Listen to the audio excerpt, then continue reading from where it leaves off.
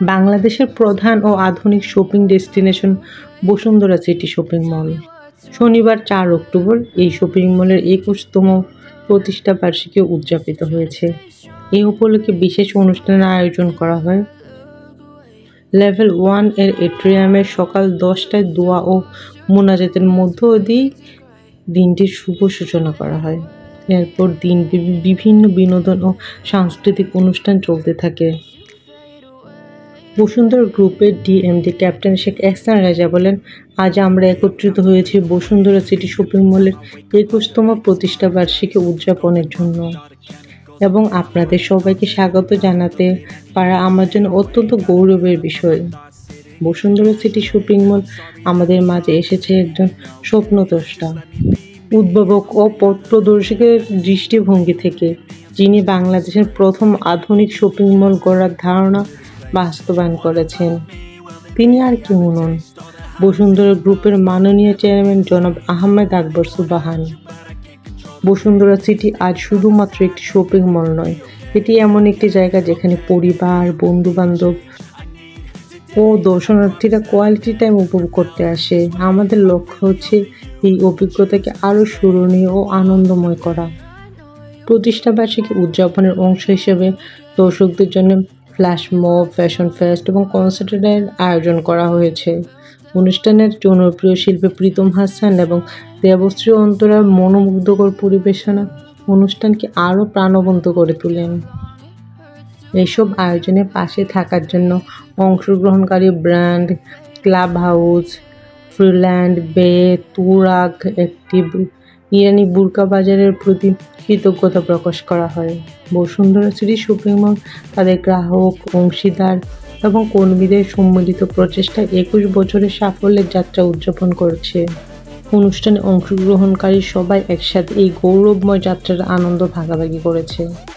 ২১ বছর পেরিয়ে ২২-এ পা রাখল দক্ষিণ এশিয়ার সর্ববৃহৎ shopping mall Bashundhara city shopping complex.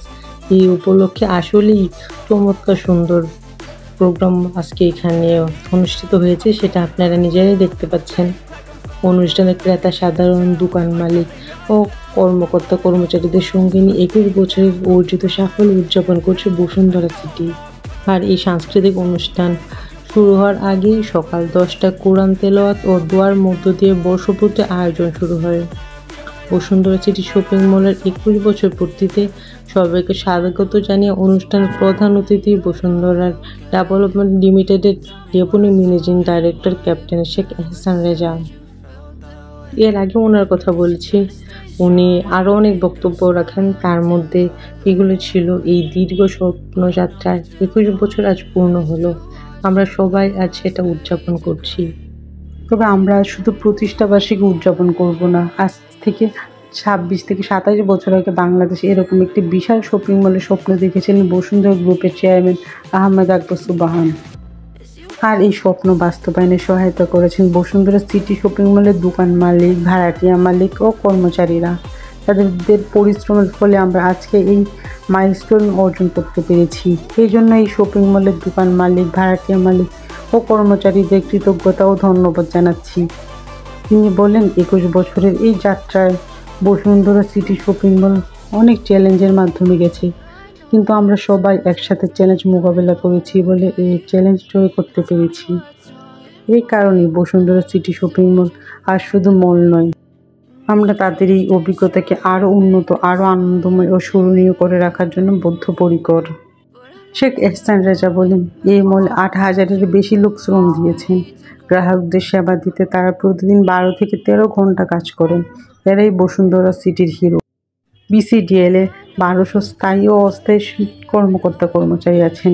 এছাড়াও বিভিন্ন বিভাগ কাজ করে যাচ্ছে এই শপিং মলে আগতদের সেবা দিতে। বসুন্ধরা সিটি ডেভেলপমেন্ট লিমিটেডের ডিএমডি আরও বলেন, বর্ষপূর্তির আয়োজনের অংশ হিসেবে থাকছে ফ্ল্যাশ মব, ফ্যাশন ফেস্ট ও কনসার্ট। আজকের আয়োজনের জন্য আমি সবাইকে ধন্যবাদ জানাই। আমাদের টাইটেল স্পন্সর ওপো, আরও ছিল ভিভো। তো ভিভোরও অনেক ফ্যাশন শো হয়েছে এখানে, সেলফোন হাতে নিয়ে ওরা পারফরমেন্স করেছে। তবে ভিভোর ভিডিওটা চলে গিয়েছে আমার অন্য একটা ভিডিওতে। এখানে আপনারা চমৎকার সুন্দর একটা ডান্স পরিবেশনা দেখতে পাচ্ছেন। আসলে এখানে খুব সুন্দর সুন্দর মিউজিক বাজছিল, কিন্তু এই মিউজিকগুলো আমি আমার চ্যানেলে দিইনি, কারণ ওই মিউজিকগুলো থাকলে ভিডিওতে কপিরাইট হয়। ইউটিউব কপিরাইট ইস্যুর জন্য অনেক সময় ব্লকও করে দেয় ভিডিও। এই জন্যে এরকম প্রোগ্রামে গেলে আমি কখনো ওইখানে যে মিউজিকটা থাকে ওইটা কখনো ইউজ করি না, আমি মিউট করে দিই। তো এই জন্যে ভিডিওটা শুনতে আসলে ভালো লাগে না, কারণ ফ্যাশন শোর সাথে ম্যাচ করে অনেক সময় মিউজিকগুলো থাকে, তখন ওই শোটা আরও বেশি মনোমুগ্ধকর হয়ে যায়। কিন্তু কিছু করার নেই, কারণ কপিরাইট ইস্যুর চাইতে। আর এই প্রোগ্রাম শুরু হয় সকাল 10টা থেকে, মার্কেটও তো ওপেনিং হয় 10টা থেকে। এই 10টার পরেই অনুষ্ঠান শুরু হয়। আর এই মার্কেট সাজানো হয় এর আগের দিন থেকেই মার্কেট সাজানোর কাজ শুরু হয়েছিল, এই জন্য খুব সকাল সকালে প্রোগ্রাম শুরু করতে পারে। প্রোগ্রামের শুরুতে কোরআন তেলাওয়াত দোয়া মাধ্যমে শুরু হয়। দোয়া কালাম শেষ করে তারপরে শুরু হয় সাংস্কৃতিক অনুষ্ঠান। সাংস্কৃতিক অনুষ্ঠানের প্রথমেই ছিল গান, নাচ, তারপরে ফ্যাশন শো ছিল, অনেক কিছুই হচ্ছিল এখানে। কিন্তু প্রবলেম হচ্ছে পূর্ণ গানেরই মিউজিকটা রাখতে পারছিলাম না। গানটা থাকলে ভিডিওটা দেখতে আরও বেশি ভালো লাগতো। আর এখানে তো অনেক টিভি চ্যানেল, সাংবাদিক সবাই ছিল, আরও ছিল ওখানকার কর্মকর্তা যারা শপিং করতে গিয়েছে তারাও ছিল। এখানে যতগুলো ফ্লোর আছে প্রতিটা ফ্লোরের রেলিং ধরেই অনেক দর্শনার্থী ছিল, ওগুলা দেখাচ্ছি না আপনাদেরকে। ওরা তো একটু দল বড় ছিল, এই জন্য ডান্সটা স্টেজের বাইরে করছেন, কারণ স্টেজটা ছোট। আর এখানে প্রধান শিল্পী হিসেবে তো ছিল প্রীতম হাসান, তো ওনারও অনেকগুলো গান আছে, তো ওইগুলো আমার অন্য ভিডিওতে আছে, চাইলে আপনারা দেখে নিতে পারেন ওই ভিডিওগুলো। আর এই প্রোগ্রাম শেষ হয়ে রাত হয়ে যায়, তারপরে আপনারা ওখানে শপিং করতে পারবেন। একটা জিনিস মাথায় রাখবেন, যখন এই প্রোগ্রামগুলো চলে বা চলবে ওই সময়টাতে আসলে শপিংয়ের চিন্তা মাথায় না রেখে গেলেই ভালো, কারণ শপিংয়ের চিন্তা করে গেলে ওই সময়টাতে সব দোকানই বন্ধ থাকে। ম্যাক্সিমাম দোকান মালিক যারা আছে সবাই মানে দোকান শাটডাউন করে এখানে চলে আসে প্রোগ্রাম দেখার জন্যে। এই জন্যে কারো যদি কেনাকাটা থাকে তাহলে এই প্রোগ্রামের টাইমগুলো অ্যাভয়েড করে গেলে বেটার হয়, কারণ এখানে প্রায় প্রোগ্রাম হয়, যেমন মেলার উদ্বোধনী হয়, ফেয়ার হয়, ওই সময়টাতে কিন্তু এখানে দোকানদাররা বেচাকেনা করে না। আমার তো খুবই ভালো লেগেছে, তবে এখানে কিন্তু বসে বসে প্রোগ্রাম দেখার তেমন একটা জায়গা নেই, সবাই দাঁড়িয়ে দেখছে। পা ব্যথা হয়ে গিয়েছিল অনুষ্ঠান দেখতে দেখতে, আমি অনেকক্ষণ দেখেছিলাম, কিন্তু পা ব্যথা হলেও ভালো লেগেছে। তবে এখানে শপিং করতে গেলে আপনারা চেষ্টা করবেন সকাল সকালে চলে যাওয়ার জন্য, কারণ বিকেলের পর থেকে বা সন্ধ্যার পর থেকে যারা জব করে তারা সবাই আসে, এই জন্যে সন্ধ্যার পরে এখানে ভিড়টা একটু বেশিই থাকে। আর ফুটফুটে তো সন্ধ্যার পরে পা দেওয়া যায় না, এই অবস্থা। আর শপিং মল তো মঙ্গলবার বন্ধ থাকে, তো শপিং মলে শপিং করতে গেলে এটা মাথায় রাখবেন। আর এখানে টগিওয়াল তো আছেই, টগিওয়াল তো একটা বিনোদন কেন্দ্র, ঢাকার একদম প্রধান। একদম ছোট থেকে প্রতিটা বয়সের জন্য এখানে আলাদা আলাদা করে রাইড আছে, সবাই এনজয় করতে পারবে ওখানে, কারণ অনেক কিছু আছে শুধুমাত্র বাচ্চারা এনজয় করতে পারে, বড়রা পারে না। কিন্তু বসুন্ধরা সিটির টোকিও ওয়ার্ল্ডে কিন্তু বড়রাও খুব এনজয় করবে, কারণ এখানে বড়দের অনেক রাইড আছে।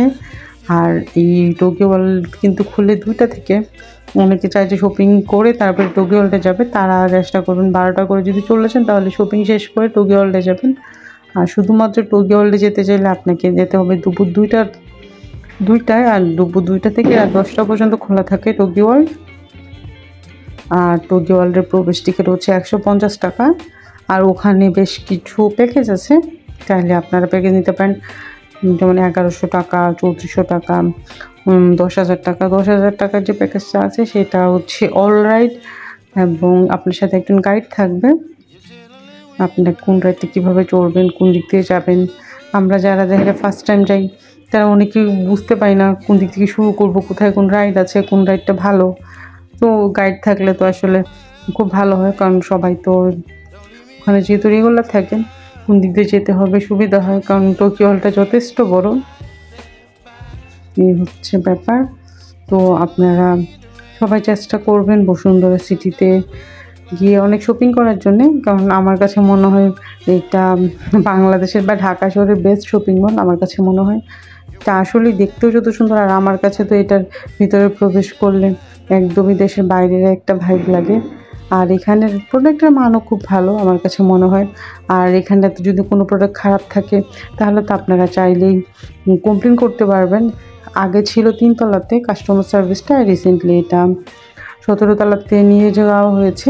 যে কোনো ওখানে যারা স্টাফ আছে বা গার্ড থাকে কমপ্লেন করার জন্য, আপনি যদি চান তাহলে আপনাকে নিয়ে যাবে 17 তলায়। আপনার যে কোনো সমস্যা, কেউ যদি ইপটিজিং করে, কোনো দোকানদার যদি আপনার সাথে মিসবিহেভ করে কোনো খারাপ প্রোডাক্ট দেয়, আপনারা কমপ্লেন করতে পারবেন। যেটা আসলে অনেক শপিং মলেই থাকে না, কিন্তু বসুন্ধরা সিটিতে এটা খুব ভালো মেনটেন করে। তাছাড়া শপিং মলে যদি আপনার কোনো প্রোডাক্ট মানে সেলফোন, পার্স হারিয়ে যায়, সেটার জন্য আপনারা এখানে কমপ্লেন করতে পারবেন। এই জন্য আমার কাছে মনে হয় বসুন্ধরা সিটি সব দিক দিয়ে বেস্ট একটা শপিং মল, শপিং করার জন্য, খাওয়ার জন্যে, ঘুরতে যাওয়ার জন্যে। তো আপনার কাছে কেমন লাগে এই শপিং মলটা সেটা জানাবেন। আর ভালো থাকবেন। আল্লাহ হাফেজ।